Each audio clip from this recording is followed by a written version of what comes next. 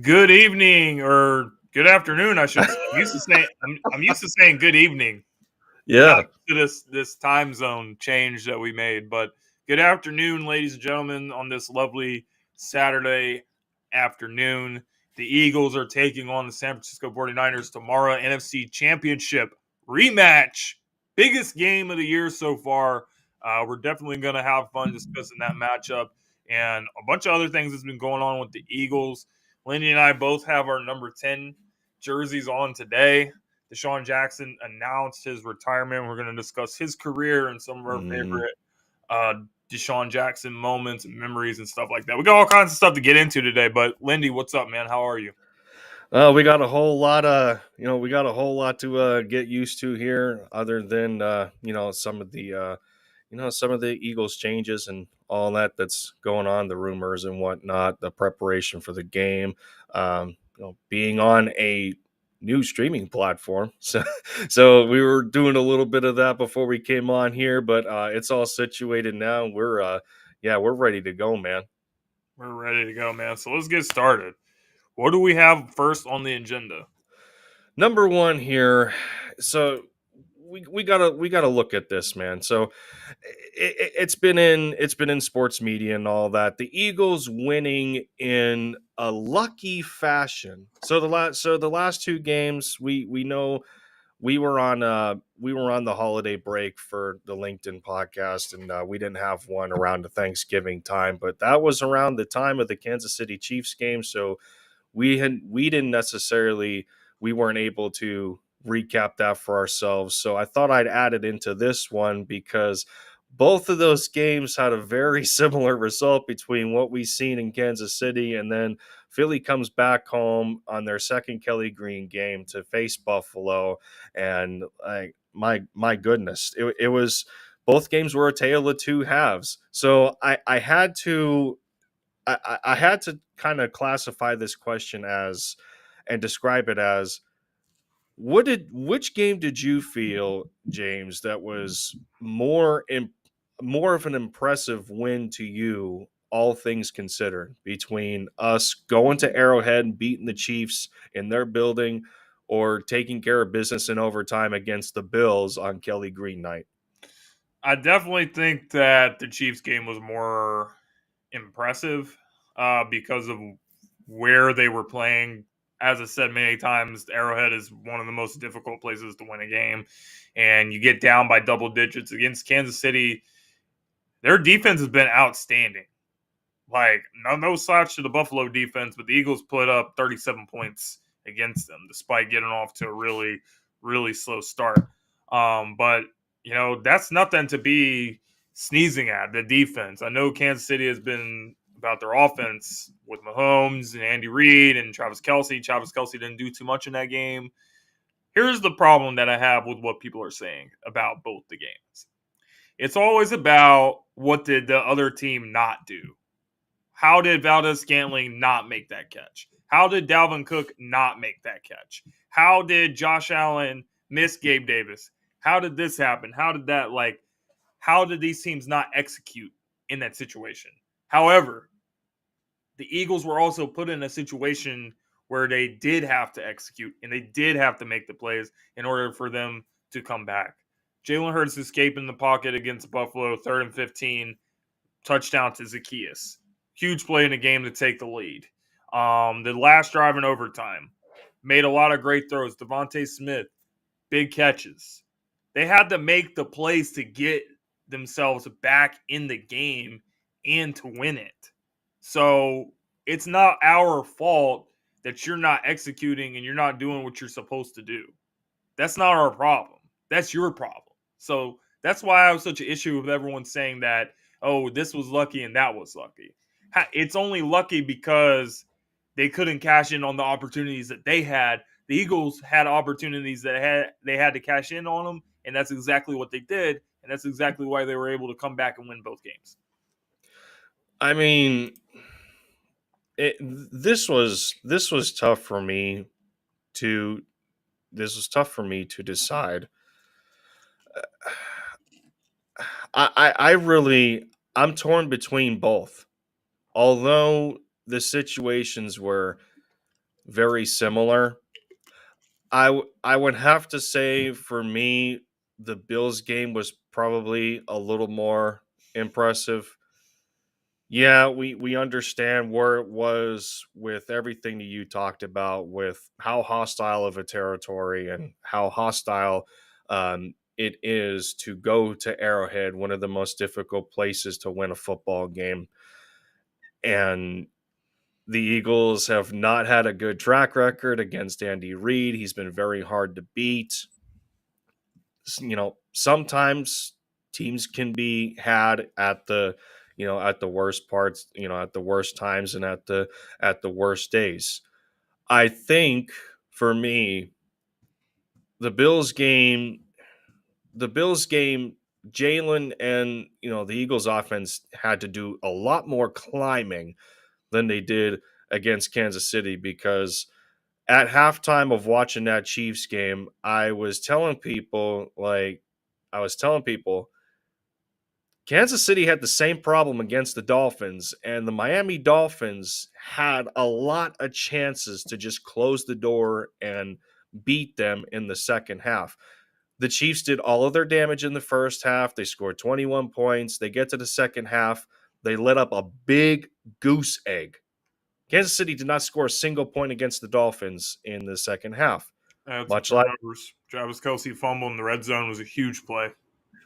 much like against us, Kansas City scored absolutely zero in the second half. Only this time, the Eagles did take care of business, a la everything else you want to talk about. Valdez-Scantling having a wide open touchdown and dropping it, and Mahomes was trying to lessen the blow and saying I could have given him a better ball. Even if Objectively, that was a great throw. It even was. if yes it was, but even if he makes a catch, there's like a minute and 48 left, and Yes. the Eagles have all their timeouts, and all Yes. they need is a field goal. So Hmm. that's why I don't believe, especially after last week, you can't tell me that the game's over at that point, because the Eagles went down the field in a rainstorm, Yep. and Jake Elliott made a 60-yard field goal to send the game to overtime.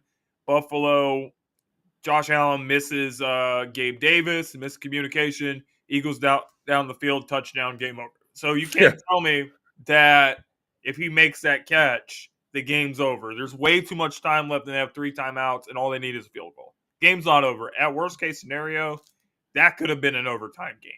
Or the Yeah. Eagles go down the field and score a touchdown in regulation. We don't know. But what we do know is the Eagles won the game, and they're 10-1.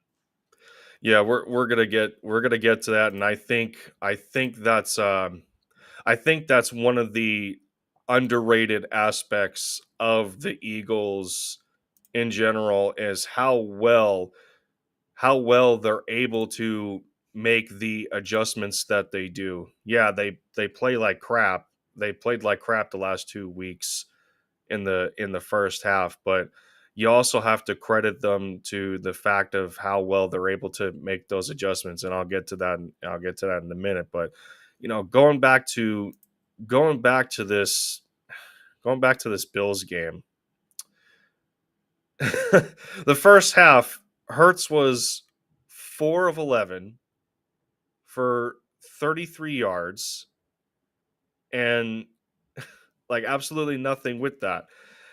He had a 0 passer rating at one point, and he finished the first half with 7. So he then comes back. He then comes back into the second half, 14 of 20 for 167 yards, 3 touchdowns, 0 interceptions, and then he tacked on two more. One was the brotherly shove, and then you had the game winning one. So and I just have to marvel at some of these statistics that he's having in the second half. And I got two articles up here courtesy of Jeff Kerr for CBS NFL. In the second half, when tied or trailing, Jalen has completed about 68% of his passes for 686 yards, 10 touchdowns, no interceptions, passer rating of about 137. And yeah, you can talk about that. Oh, James Cook had a missed opportunity. Gabe Davis had a missed opportunity. Stephon Diggs only caught 6 balls on 11 targets. Same thing for Gabe Davis. He was 6 of 12. You can talk about all the mishaps that the Bills have had and the Chiefs have had across both games. But when the rubber needs to meet the road and when the high level of intangibles need to kick in, that's all on Jalen Hurts. It's like the coach can say whatever he wants. The offensive coordinator, calling the plays and giving him the plays and whatnot. There's a level of setting your players up for success, but there's also a level in how Hurts establishes himself as a leader and produces the level of execution that he does that really makes all the difference. The dude was a stone face for for about the entire game, and He never smiles, man. you remember when they panned to him with that camera after Jake Elliott nailed that 59-yard field goal in the wind, in the rain. I still can't get over that kick. That's just it's He was been talked shaking his head. about. It's been talked about all this week. Like, do you understand how difficult that is? How how hard that is to do? I think what is it? Jake Elliott has made all of his, what is he, 100% on kicks 58 yards or further? It reminded me of Adam Vinatieri just like making a kick in a snowstorm, New England, and in those kind of conditions, 60-yard field goal. I mean, Buffalo missed like a 45-yarder Mm-hmm. in the game, and he's making it from 60. In a situation, I trust Jake Elliott to come through. So against the 49ers, if it's a tough game late and we need a drive to go put 3 on the board to win the game, I trust that it's going to happen. That was a 4th and 17. They trotted him out there on a 4th and 17 The to thing go for. about that was the drive was going really, really well, and then Kelsey had a couple of false starts, and then that started to put them in a difficult situation, and then they weren't executing the plays right, and AJ had a drop pass, so it wasn't good. But they ended up being still able to give Jake an opportunity. I mean,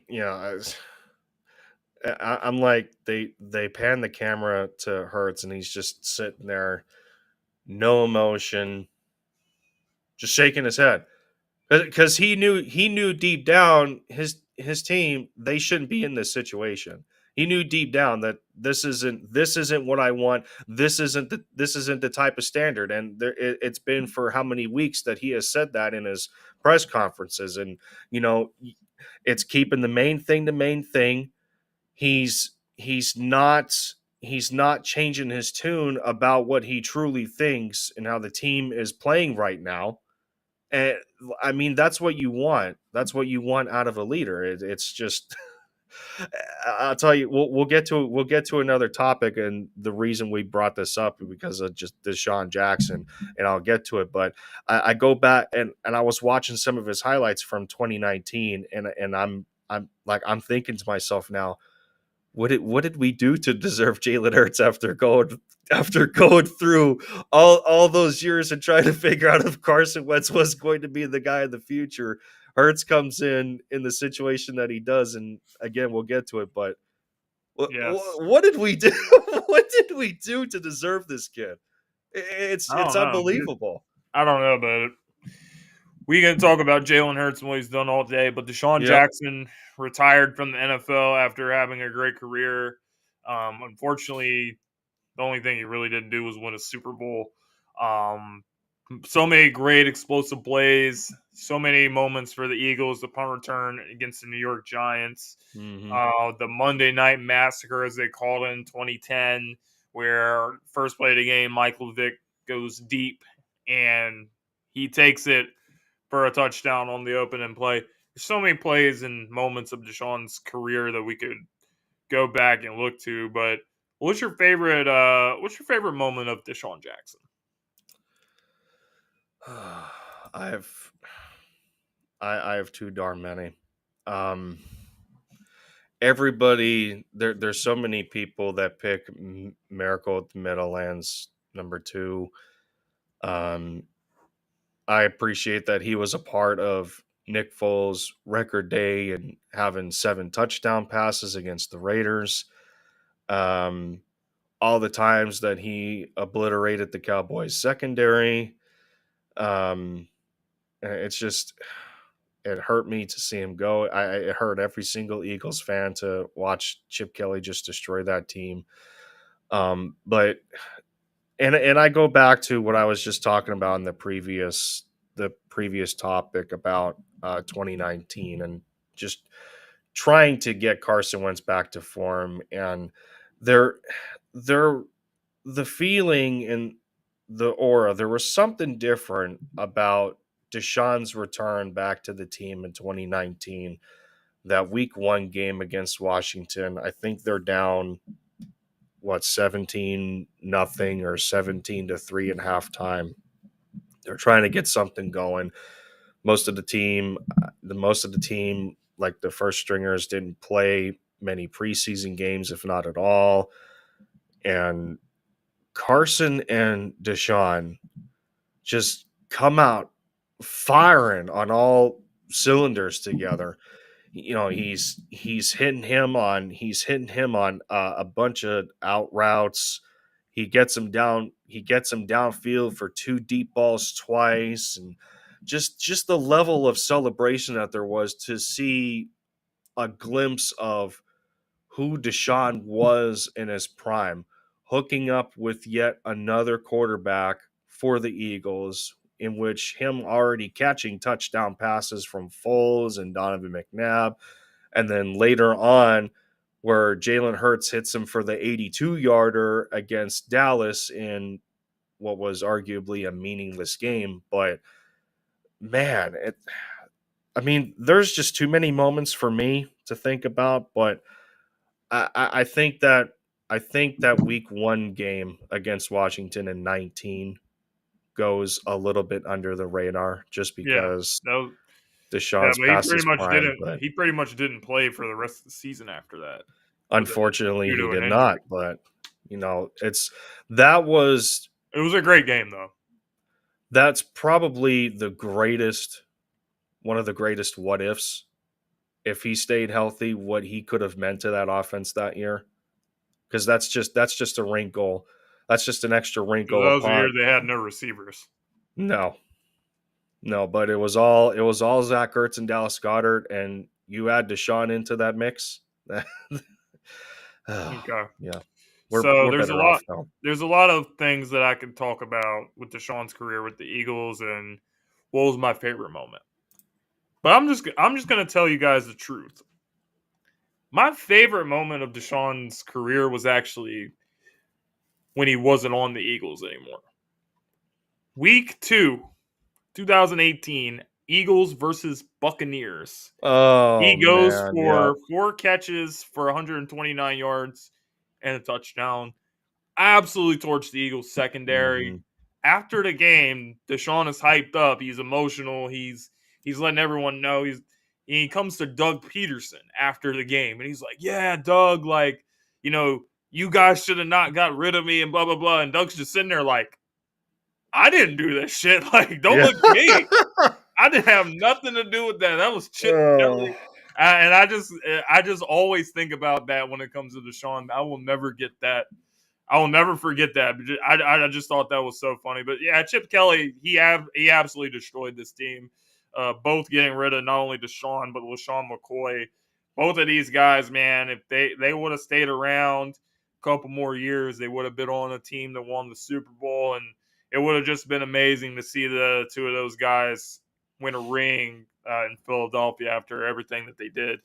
But They didn't. DeSean was always like a big play waiting to happen, even if he was Mm-hmm. having a really, really quiet game for the most part. It only took one huge play that he was going to make in the game, and it was going to make such a huge difference. So, yeah, DeSean Jackson is going to be an Eagle that people talk about for a very, very, very long time. I kind of like the comparison, and I think that was going back to that. I think that was the same. I think that was around the same time where they didn't want to pay Jeremy Maclin either. Yep, that So was the they, following season. Jeremy Maclin had like a career season, his best Mhm. season. And Chip Kelly was like, "Nope, we're good. Like, we're not gonna pay you." So it was just an absolute disaster. Just to add more salt to the wound. That was awful. But I seen a comparison on Twitter with DeSean and like for the city of Philadelphia with Philadelphia sports, and somebody said that the Sixers had Allen Iverson and the Eagles had DeSean Jackson.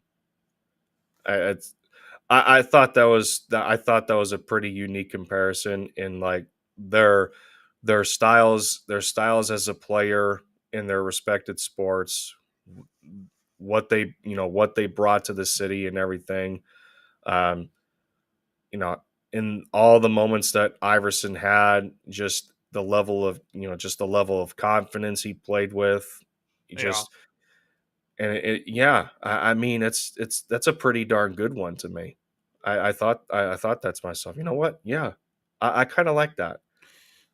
I But can see where people are coming from, but I can't. I just can't go there. two Allen undersized Iverson, players in he their sport.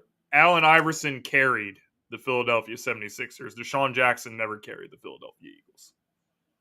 Yeah, yeah, I think from a leader So perspective, it's yeah, a little much for me, but I still kind of see where they're trying to go with that. I there, just can't. yeah, I'm just not willing to go that far. But what I yeah. will say is this: a lot of people have been comparing Devonte Smith with DeSean Jackson and saying, both guys, small frame, people don't think they can last in the league. And Mm-hmm. Devonte is off to a good start. I mean, earlier this season, what were you talking about with Devonte Smith? Like all the posts on Twitter about Deshaun, should he request a trade? Should he do all this?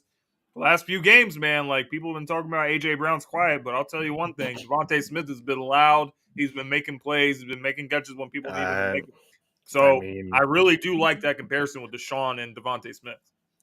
did we forget the 2021 season already and the damage that Devontae did with without AJ Brown there? There was no definitive number one on that team. He comes in as a rookie and he Oh, I think he's so a number one receiver. There's no question. I just don't think he's a number one receiver because we have AJ Brown. 1A and 1B. Yeah. So I'm pretty sure Yeah. another team, if they had Devontae Smith, he would be their number one receiver. There's a lot of teams that would be the case. And then But yeah, you bringing him up reminded me of the fact that I had to watch Deshaun's press conference yesterday coming into Philadelphia, celebrating his birthday, signing the papers, retiring as an Eagle, and all that. And that comparison was brought up. He was asked about, between him and Devonte Smith, what he sees in Devonte's game that draws the same comparisons. And he said that, yeah, Devonte's a little taller than me, but we're two undersized guys. That was the biggest criticism for the two of them. They're not going to last in this league because they don't have they don't have the extra size to them, and just look what they're doing. They overcame the odds. They overcame that assumed criticism going in, and uh, DeSean made such a name for himself, being the hero to a lot of players that he became, and he yep, recognized that in the conference, and and just appreciating Devontae as a player, and the Eagles Twitter page, they or X, whatever. But they dropped a video yesterday. He's out there on the practice field meeting with a bunch of the players, and it just brought back so many memories for me.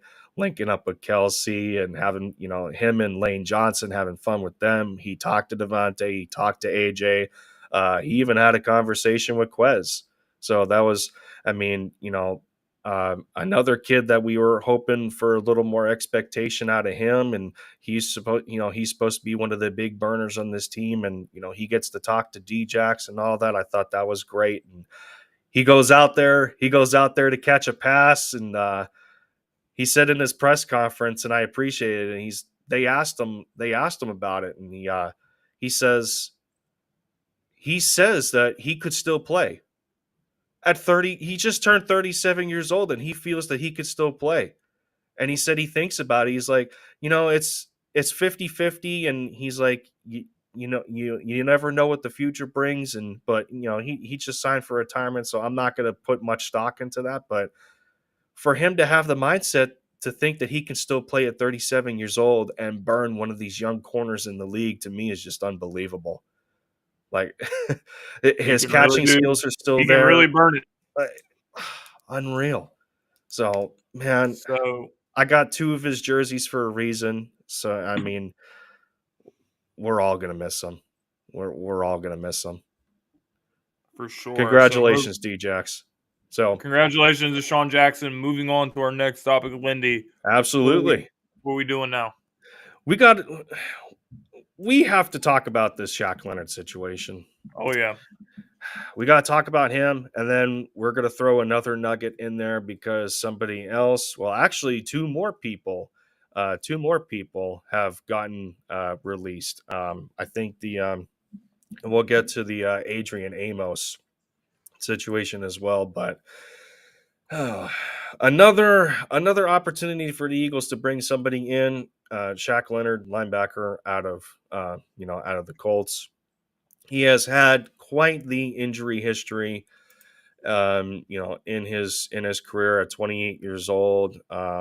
Anywhere from a couple of concussions, one of them being a grade 2, unfortunately, that was last year. Bulged discs in his back, to which he had surgery for. I think he ended up having surgery on his ankle. So again, it's the Eagles are in another situation where they have it's going to be yet another risk. But he visited Dallas first. He then comes to Philadelphia, and he is going to. It's expected that he's going to make a decision over the weekend on where he wants to go. We all understand that he has a very good relationship with Nick Sirianni. So I had to ask you, and now with the unfortunate news of Zach Cunningham being out for this game, the timing is not there, to which even if Shaq signed yesterday, that's not enough time in between for him to suit up and be ready for this matchup. So it'll most likely be next week. But where do you think he goes? I mean, right now it's just Philly and Dallas.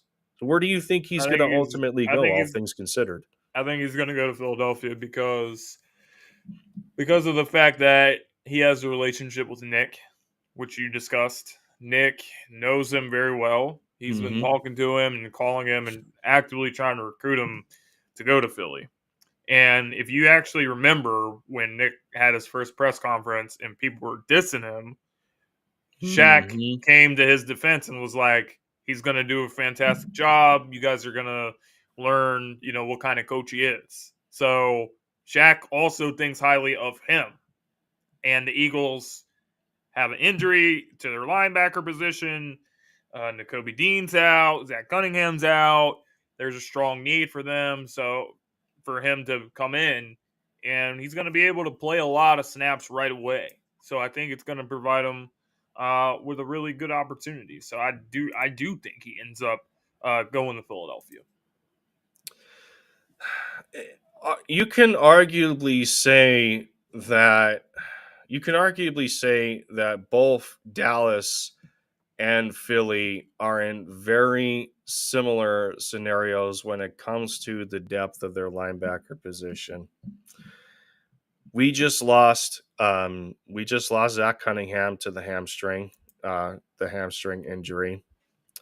N'Kobe Dean went on IR for a second time, and on the Dallas end of things, they lost one of their promising rookies to, I think, Overshown, to an ACL tear. He's gone for the year.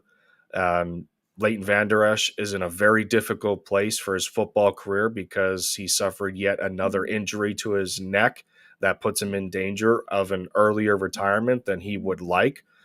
So, I mean, both cores have lost two relatively good players. So, I mean, I think it just comes down to what Shaq would prefer. I mean, I'm seeing crap on Twitter like, would he really want to live in Philadelphia versus Dallas and blah blah blah. I mean, how many of the I mean, Eagles Dallas isn't really a players? great place to live either. Like, there's crime there, there's shit going on there. Like, that's not a great place to live either. I mean, most of the Eagles players don't live right in Philadelphia per se. So I thought that was kind of a stupid tweet, but that's not the here nor there. You might be right with him wanting to come to Philly. The amount of contribution that he would provide to both teams would be about the same. I don't know if I see Shaq Leonard coming in to the Eagles and providing a very high snap count. This year, the most snaps he played was in week one, where he played about 86% of the snaps, and then ever since then, he didn't see 80 or more until week 6 and week 8. He got hurt in week 4. He did not play. He did not play week 5.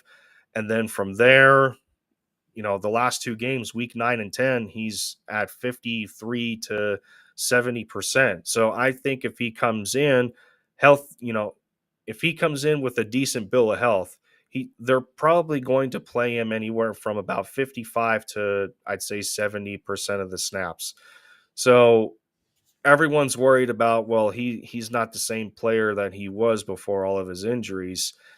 Yeah, Right but now, who do we have who's going to play with him? exactly my point. So if you get him in there in a good quality enough of a rotation, what does it really matter? I mean, he cleared waivers.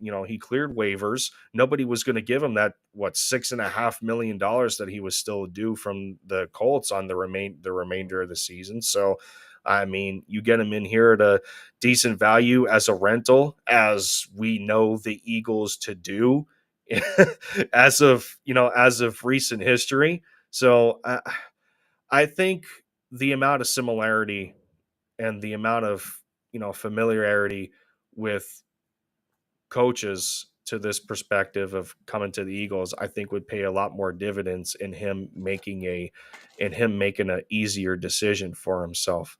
Like he can plug right in a lot simpler in Philly because there's a level of camaraderie that's already there versus a whole brand new environment over in Dallas. Okay. And from the perspective of playoff chances, both teams are in the same boat right now. We don't know how the next 6 weeks are going to turn out, but as of right now, We'll the see Eagles about being the that. better team at 10-1, you're gonna want to seize most of the opportunity as possible. I'll tell you what, if the Eagles win this week, then it's going to be a much easier decision. But Yeah, and that kind of, what, and I had to think that for myself too, because you know him not doing anything yesterday either, it makes a whole lot of sense because he gets to watch how the Cowboys play against Seattle in the Thursday night game, and now he gets to watch how the Eagles play against San Francisco in one of the primetime spots on Sunday. So it's like you get to do your homework before you make a decision. You see where both teams are, and Yep. that makes a whole lot of sense. So So another right. thing, Zach Cunningham is out. Mm-hmm. But is there another Zach that could be in? As the Cardinals waived former Eagles tight end Zach Ertz, and he cleared waivers, Mm-hmm. and he's expected to have interest from a couple teams. He's supposed to have interest from Buffalo Bills and Baltimore Ravens and the Philadelphia Eagles.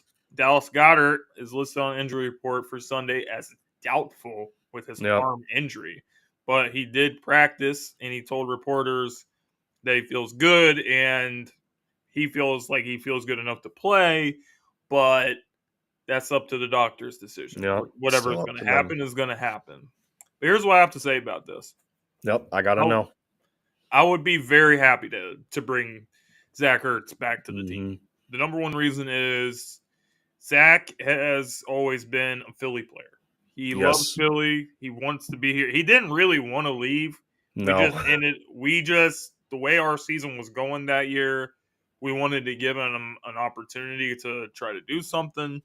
And unfortunately, with the Cardinals, they didn't do anything that year or any other year, especially not this year.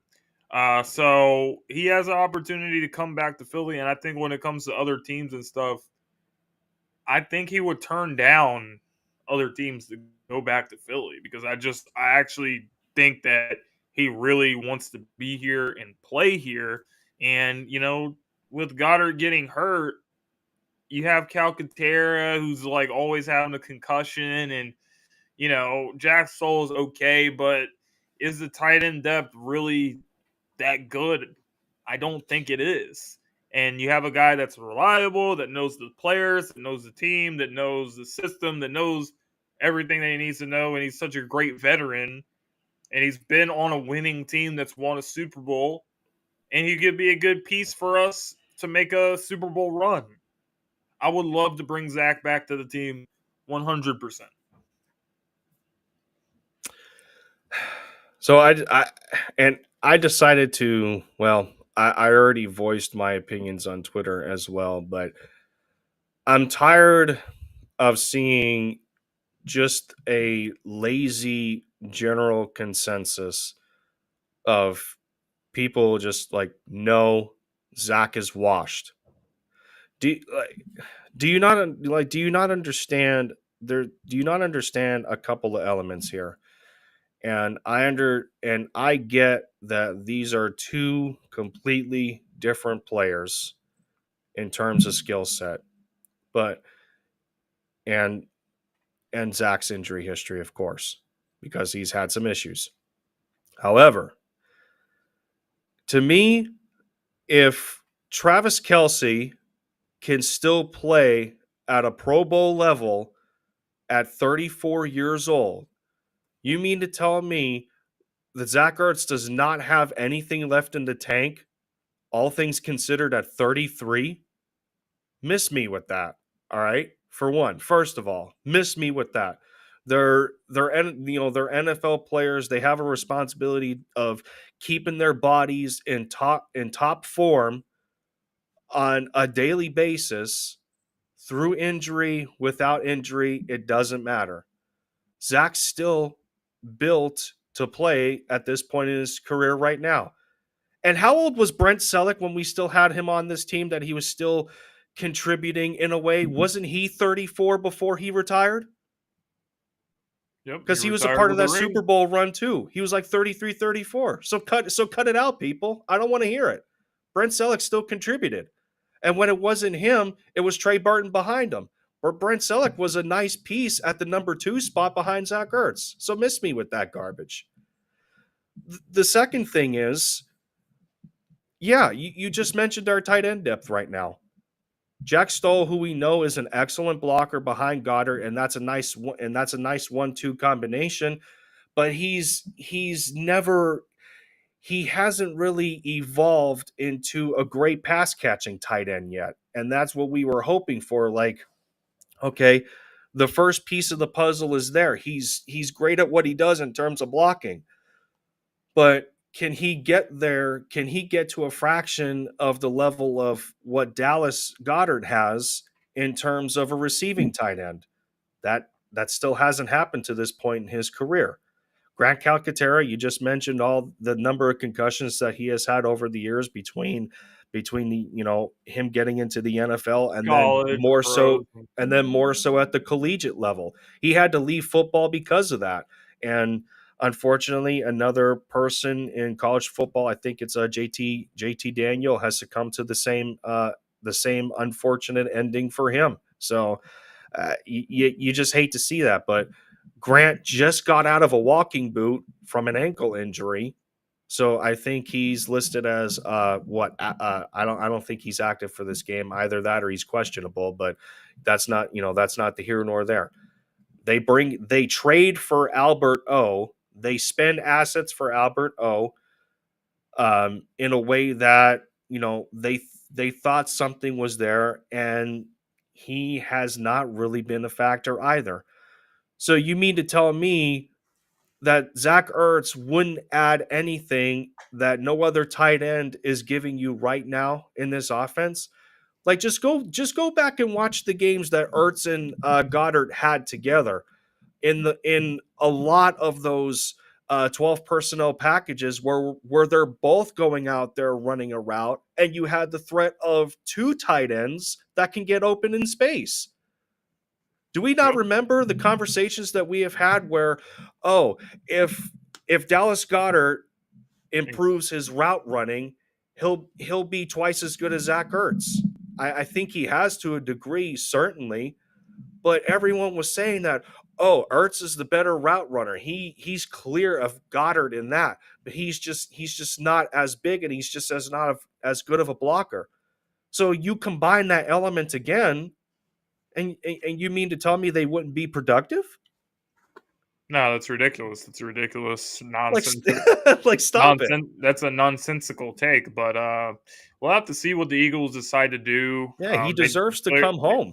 They cleared some roster spots open, so Yep. who knows? Is Shaq going to come? Is Zach going to come? Are they both going to come? Adrian Amos as well. We don't know.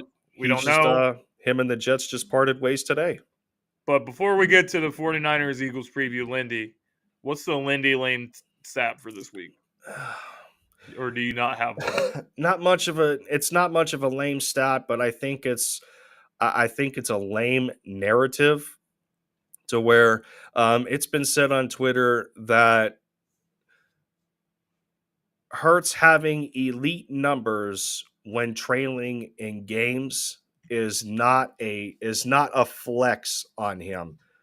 So I had to ask you this, what your thoughts are on this.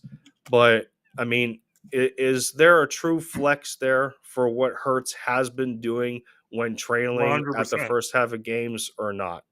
100%. It's not even a question, because there's so many quarterbacks that if they were put in a situation, guys are supposed to be elite quarterbacks, like Josh Allen, for example. And Josh had a great game against the Eagles on Sunday, but when it was time for him to make that throw in that moment, he could not do it. But when Jalen Hurts is consistently week after week after week after week after week in these situations where you got to have it, like the game's on the line, the season's on the line, it's all on the line, he goes out and he makes that play. He runs for a first down. He escapes the pocket. He finds Zacchaeus for a touchdown. I still can't stop thinking about that play. I think that was one of the biggest plays of the game against Buffalo in the fourth quarter. Take the lead, you go 28-24. And then in overtime, it just seems like it's clockwork. When it's time to go do it, he's going to deliver. There's no question in my mind. I'm never worried that Jalen Hurts is going to choke. I'm never worried that Jalen Hurts is going to screw something up when the game is on the line. I'm never concerned about that. So the thing that I'm concerned about is, can you do what you do in the crunch time and put it all together for a complete game. Because in order to beat San Francisco, I think that's what's going to have to happen. And I think that it can happen. And I think that it will happen. So, no, I think all the people that are dissing Jalen Hurts for doing this is they're upset because they want him to continue to lose. But any situation that you put him and give him a chance to win the game, he's going to go do it for you. So that's what I have to say about that. I think it's just ridiculous. I mean, how can I put this without? How can I put this here? Intangibly, it's something that you can't intangibly, you can't measure it. It's an intangible that not a lot of quarterbacks possess. You gotta even at your lowest points. It's like, could we have trusted Carson Wentz to do this? Week Hell in and no. week out. No, any situation like the last couple weeks, once you get down 10 points, it's over. I mean, between both games, and I go back to the Chiefs game, and it's the fact that after their first touchdown in the first half, the Eagles had 15 total yards on 20 plays. Just imagine that. On 20 plays, 15 total yards. So again, going back to the article, like this is insane. So Hurts now holds the record for the most wins against teams with a winning record entering the game. That record was formerly held, I believe Peyton Manning was up there, tied with somebody at 13. Hurts just broke it. 14 consecutive wins. He's been completing 72% of his passes for 827 yards, 8 touchdowns, and only 1 interception. Is Tom Brady not on that list? No, he's not. Really? No, he was not. That's interesting. He was not in the I'll say that he was not in the top 3 or top 5. Damn. So I mean from an intangible perspective, that's hard to quantify. And this goes back to one of the first conversations that we had in the opening of the show with the topic of, back-to-back lucky wins, mind you. Is it the Eagles' fault that these miscues and this execution is not happening on the opponent's side? Is it our fault that it's happening? No. It's like, what do you want us to do? That. So it's like we're going out there to win the game. You have a chance to go win the game. You have the plays. You have to make the plays. The Eagles are put in the same situation to make the play, and they always make it, and the other teams don't make it. That's not our problem. That's your problem. No. You don't come crying to me about a drop pass and this and that. Like, execute your stuff, and you won't be complaining. But because you can't, you are. The worst part about it is just bring up the fact that if the Eagles are playing that bad in the first half of games, why isn't the opponent putting us away? Why aren't they putting us out of our misery if we're that bad? It's just a part about it. It's the biggest thing is like they're making the adjustments. They're making the adjustments going into halftime. Other teams aren't necessarily, or they're not adapting to the adjustments. They allow us to come back. They allow us to get back into the game or take the lead. And there's almost like a level of shell shock there. We're like, well, wait a minute. We had these guys. We beat them down. What are we doing? No, so it's like I'm not going to use the analogy because it's awful, but it's like leaving something for dead. but they weren't really dead. You allowed them to come back, and now you're paying the price for it. So it's like, you're not putting us out of our misery. And it makes it a lot more difficult when we have the type of quarterback that we do.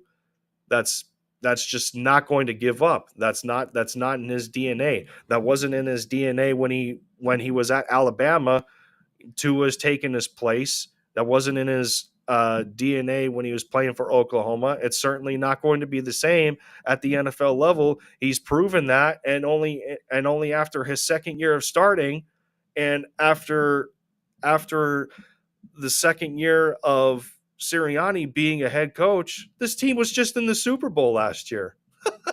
so I mean, They got a chance to go back, but if they are going to get back, they're going to have to beat the San Francisco 49ers, who they will be playing on Sunday, and they will probably see that this will probably be the first of two meetings between these teams between now and the postseason. Yeah. And whoever wins that game is going to go to the Super Bowl when they meet in January. We know that. So the 49ers have had they've had their struggles. They lost 3 in a row, had guys out and everything, and they've gotten it back together, and they look like a very dominant team right now. So the 49ers are 3-point favorites in this game, despite the Eagles' 10-1 record. The Eagles are the first team of 10-1 or better to be underdogs at home in NFL history. So I think this is a lot of this is based off of how the 49ers are winning games versus how the Eagles are. 49ers have a lot of blowouts. Eagles don't have a lot of blowouts. They win close games. They win tight games. So I think that to win this game, the Eagles are going to have to figure out a way to win without having to come back, because I don't think it's going to work. If you get down 10-0, 17-7 or whatever, it's going to be a problem. It's going to be an issue against San Francisco because San Francisco is a really good team. So this is what I think needs to happen. Christian McCaffrey has to be the guy that you focus on. I know they got Deebo Samuel. I know they got Ayuk.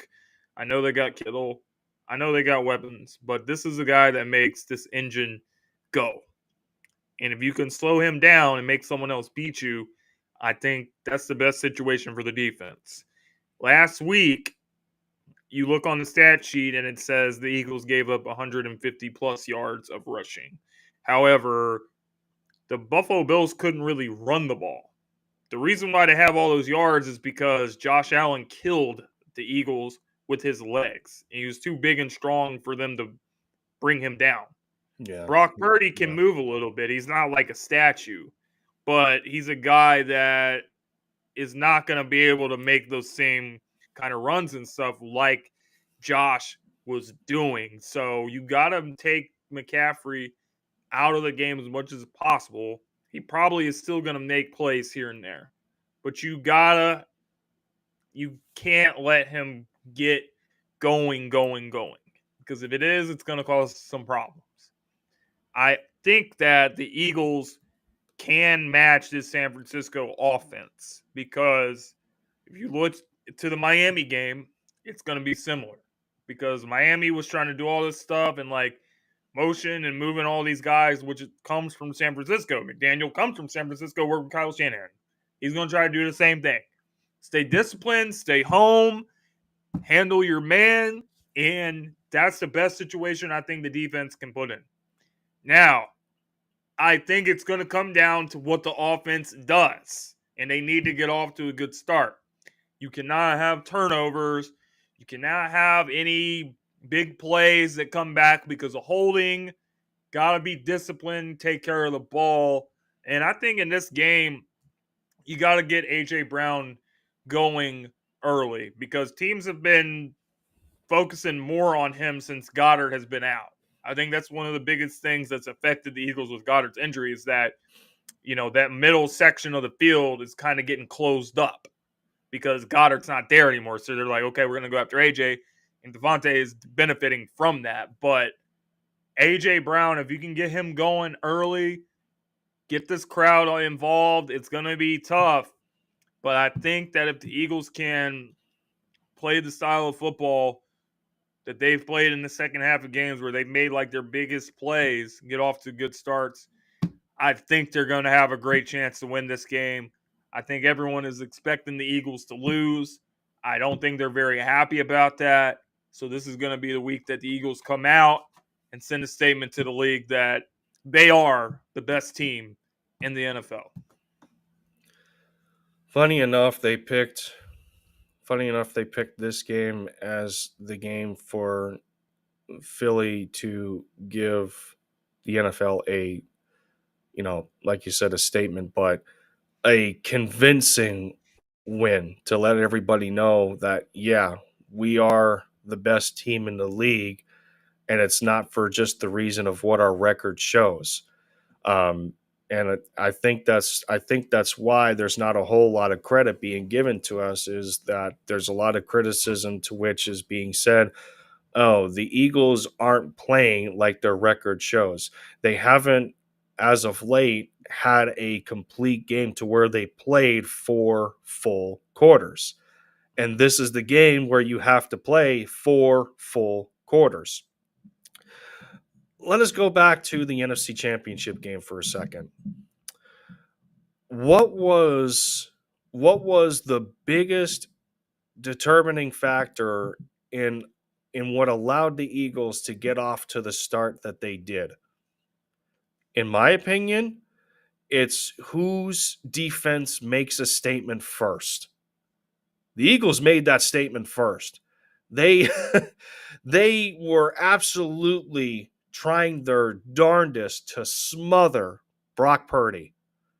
And going into this year, one of the weak points for San Francisco offensively is their interior line.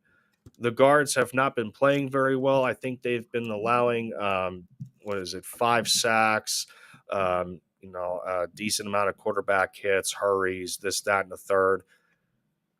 You understand that you have Trent Williams on the outside being one of the best tackles in all of football, but that's where a lot of teams have been trying to penetrate them is off of the center with the guards. So I think that's one thing that the Eagles will have to take into consideration.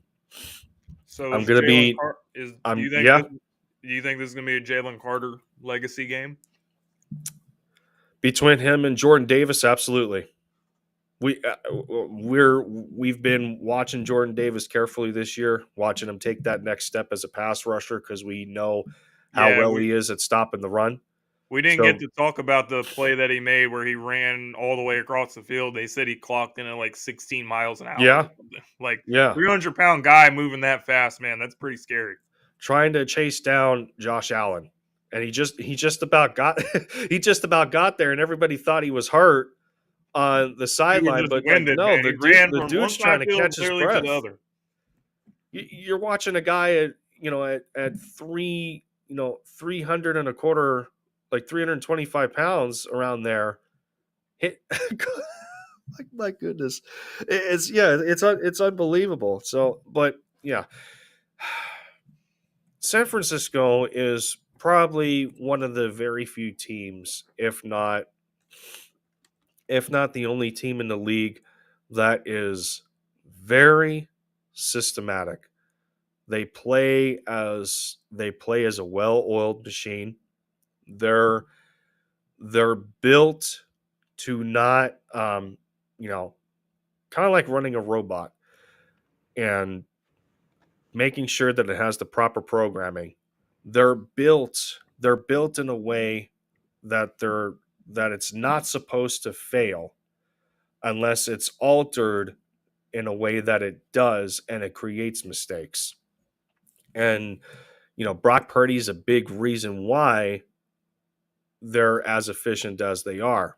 Him, and I understand people trying to talk about him as a game manager from that perspective. And while that can be true to an extent, because it's the players around him that are making such a massive difference, but it's also Brock's ability to play in that system and be able to run an offense that Shanahan has constructed.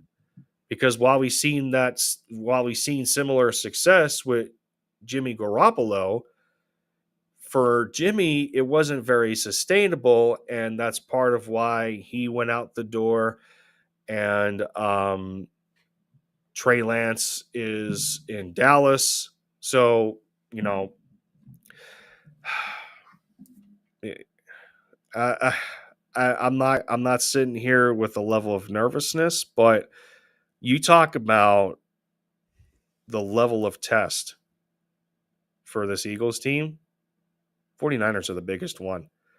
And I understand that the same was almost said for the Bills and the Chiefs, all things considered. San No, the Francisco 49ers are the best team that they've. San Francisco is coming in to smell blood, and how angry they have been all year and all in the offseason for what happened in that NFC title game. The same level of disrespect is there. They're running up, they're running up and down the steps like Rocky. They're putting the Niners jerseys on his statue again, and it's floating around all social media. Oh yeah, Y'all did this last time, and what happened? So I mean, 425. You know how many people are going to tune in for that game? Like, my goodness. But yeah, I think the biggest keys. I think the biggest keys to victory are going to be as follows. You have to knock San Fran off of. You have to knock them off of their system. You're going to have to speed Brock Purdy up a little bit. You're going to have to. You're just going to have to get him. You're going to have to get him a little more off structure, a little more off schedule. Does he have that ability to go into a scramble drill? Yeah, he absolutely does, because defenses aren't built to cover that long. But he's not going to run around like Josh Allen. He no, can't do that. He can move a little bit, but I think the ways that the Bills' offense had success against the Eagles was mainly because of Josh Allen. They got so many third down situations, and the coverage was really good. And then Josh started running around. dude had 51 pass attempts in the rain. Yeah, 51 pass attempts, but that's besides the point that they had a hard time running the football. And the Eagles are going to have to be top notch again with Christian McCaffrey, like you were just talking about.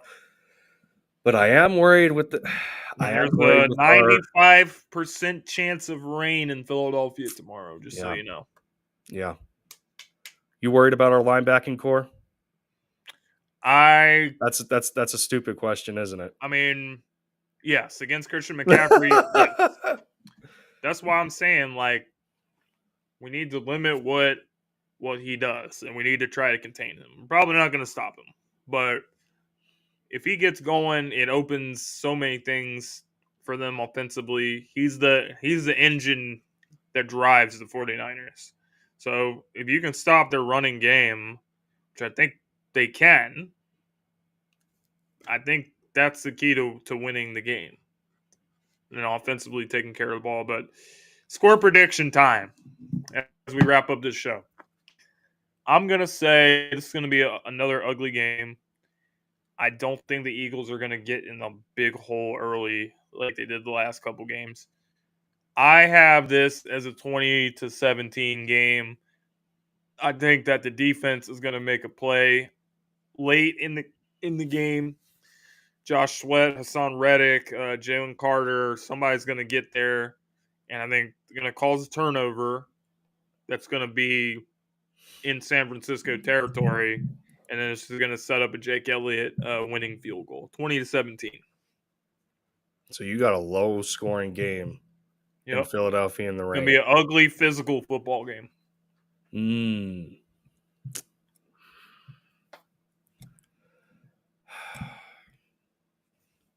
I think both teams are still going to be capable of probably hitting the mid-20s. I think I got Philly taking this one in a 3-point game again. I mean, it's been their unfortunately it's been their MO for the last couple of weeks now. They haven't been able to play to their standard a full 4 quarters of football. Um, I unfortunately feel that it's probably going to be the same this week. They're still at home. Again, you just mentioned the rain. Their defense is battered with, they had to elevate was it Ben Van Sumeren from the practice squad. So he's going to be active for this game. I think the most action that he has gotten was a preseason game against the Ravens. He's a very aggressive tackler. I think he is. I think he's good in the run game, but we were already a little weak in terms of how good our linebackers are when it comes to coverage. So it's like we're going to miss that with Zach Cunningham, and you got Nicholas Morrow left with with Ben and whoever else they trot out there.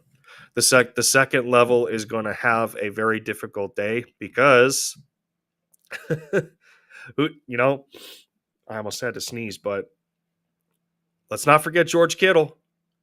The Eagles are one of the worst teams in the league in covering tight ends. So they're going to be in for a rough day, but we have Jalen Well, Hurts. we said that We when we have, played Kelsey. yeah, So I gotta say, in these kind of conditions, I don't know if Purdy's going to be able to make all these big throws against us. I think that they're going to have to be very methodical. And if you throw them off there, like you said, like if you cause the machine to do something that's not normally used to doing, then that's when it's going to cause issues. So I think physical football game, tight game, Eagles win 20-17. That about wraps us up for today, ladies and gentlemen. Thank you guys for tuning in to the LinkedIn podcast, part of the Sideline Sports Network. Lindy, do you have yes, sir. anything that you want to add? Not a whole lot other than being in the 40s of episodes. We'll hit 50 soon. Quite a Oh yeah, quite a journey we have had, and linked in the end zone is going to be looking for its return next week for episode 3. I'm gonna be in the works of lining that up for next week, so be on the lookout for that one. fantastic. So we will see you guys next Friday, 12 p.m. Eastern, to talk more Eagles with you. Until next time, enjoy the game tomorrow and go Birds. And we'll Yes, see you sir. guys later. Take care, everybody.